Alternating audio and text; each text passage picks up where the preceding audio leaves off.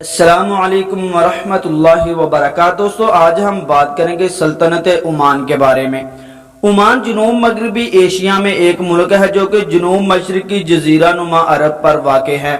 اس کا دفتری نام سلطنت عمان ہے۔ اس کی سرحدیں شمال مغرب میں متحدہ عرب امارات سے ملتی ہیں جبکہ مغرب میں سعودی عرب سے ملتی ہیں، جبکہ جنوب مغرب میں اس کی سرحدیں یمن سے ملتی ہیں۔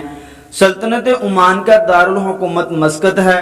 اس کا ساحل جنوبی اور مشرقی بحر عرب اور شمال مشرقی علاقے میں خلیج عمان تک پھیلا ہوا ہے۔ مسقط سلطنت عمان کا دارالحکومت اور سب سے بڑا شہر بھی ہے۔ 2005 کے مطابق شہر کی آبادی 6,50,000 نفوس پر مشتمل تھی۔ مسقط 6 ولایتوں میں تقسیم کیا گیا ہے۔ یہ مشرق وسطیٰ کے قدیم ترین شہروں میں سے ایک ہے جس کے تاریخی حوالہ جات دوسری صدی بعد مسیح میں ملتے ہیں جب یہ روم اور مشرق کے درمیان تجارت کا مرکز تھا۔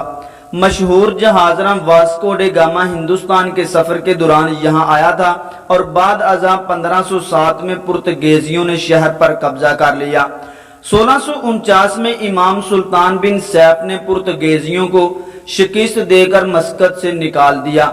پرتگیزیوں کو شکست دینے کے بعد ان سے حاصل ہونے والے بحری بیڑے کی بدولت سلطان نے زنجبار سے لے کر گوادر تک ایک وسیع سلطنت قائم کی۔ یہ سلطنت عمان اور مسقط کا سنہرا ترین دور تھا۔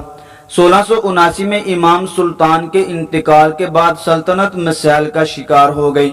1737 میں فارسیوں نے جارحیت کی اور بالآخر شکست کھائی۔ 1803 میں سعودی عرب کے وہابیوں نے عمان پر حملہ کر دیا جسے سید سعید بن سلطان نے ناکام بنا دیا۔ 1853 میں سلطان نے دارالحکومت عمان سے زنجبار منتقل کر دیا جس کے ساتھ ہی مسقط اور عمان کا زوال شروع ہو گیا۔ 1913 میں سلطان تیمور بن فیصل سلطان بنے اور علاقے کو مسقط اور عمان کا نام دے دیا۔ سلطان مسقط سے جبکہ امام عمان سے حکومت کر رہے تھے۔ 1947 میں تقسیم ہند کے بعد سلطان نے برطانیہ کی مدد سے امام کو شکست دی اور عمان کو متحد کر دیا۔ قابوس بن سعید آل سعید قابس بن سعید آل سعید سلطنت عمان کے سابقہ سلطان تھے۔ انہوں نے 50 سال تک اپنے ملک عمان کی خدمت کی اور اسے ترقی کی راہ پر گامزن کیا۔ دوستو سلطان قابوس کی خدمات کی بات کریں تو 1970 میں عمان کا تختہ سنبھالنے والے سلطان قابوس 18 نومبر 1940 کو عمان کے شہر سلالہ میں پیدا ہوئے۔ گزشتہ طویل عرصے سے سلطنت عمان پر حکمرانی کرنے والے سلطان قابوس نے ابتدائی تعلیم عمان سے ہی حاصل کی۔ انہوں نے 1960 میں برطانوی شاہی ملٹری اکیڈمی میں شمولیت اختیار کی اور پھر مغربی جرمنی میں برطانوی فوج میں کچھ عرصہ تربیت حاصل کی۔ 1964 میں آبائی وطن واپس آئے اور یہاں انہوں نے اپنا زیادہ تر وقت اسلامی قانون اور عمانی تاریخ کے مطالعہ میں صرف کر دیا۔ 1970 میں 29 سال کی عمر میں انہوں نے اپنے والد سید تیمور کا تختہ الٹا تھا جس کے بعد تیل کی دولت کا استعمال کرتے ہوئے انہوں نے عمان کو ترقی کی راہ پر گامزن کر دیا۔ دلچسپ بات یہ ہے کہ سلطان قابوس بن سعید عمان کے تمام اہم اور بڑے عہدوں پر فائز رہے۔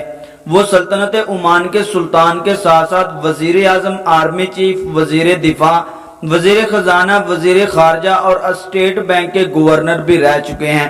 سلطان قابوس غیر شادی شدہ تھے اور ان کا کوئی وارث یا نامزد جانشین بھی نہیں تھا۔ ان کا کوئی دوسرا بھائی بھی نہیں، البتہ ایک بہن موجود ہے۔ سلطان قابوس کو ان کی بہترین سیاسی، اقتصادی، عسکری، سماجی اور ثقافتی خدمات کو عالمی سطح پر بھی سراہا گیا اور بیشتر ایوارڈ سے بھی نوازا گیا۔ سلطان قابوس کی خدمات کی بات کریں، سلطان قابوس کو 2001 میں حکومت پاکستان کی جانب سے نشان پاکستان کا اعزاز دیا گیا تھا جبکہ 2004 میں جواہر لال نہرو ایوارڈ بھی ان کو دیا گیا۔ 2018 میں سلطان قابوس نے اسرائیل کے وزیر اعظم نیتن یاہو کو عمان کے دورے کی دعوت دی اور یہ دورہ تاریخی اہمیت کا حامل ہے۔